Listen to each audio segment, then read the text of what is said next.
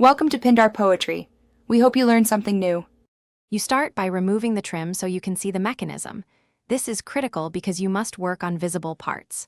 First, undo the screws holding the handle and keep them in order so reassembly is simple. Once done, lift the trim straight off to reveal the spindle and linkage. If wires are connected, label them. Make sure to support the handle while disconnecting clips, since internal springs can shift if released suddenly. Now inspect the spindle, retaining clip, and the actuator. You're looking for worn teeth, bends, or broken clips that prevent rotation. If parts are stuck, spray a light silicone or graphite lubricant into the mechanism, then work the handle back and forth to free it. This prevents overspraying oil that attracts dirt.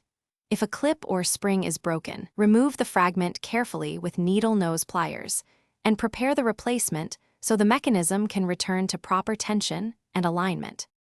To finish, fit the replacement parts, set the spindle through the latch, and snap or secure the retaining clip so rotation is smooth. This aligns the handle with the latch. Once reassembled, tighten screws evenly to prevent binding, restore power or batteries, and test the lock through 5 full open-close cycles to confirm smooth operation. If the handle still sticks, check alignment. A misaligned strike plate or loose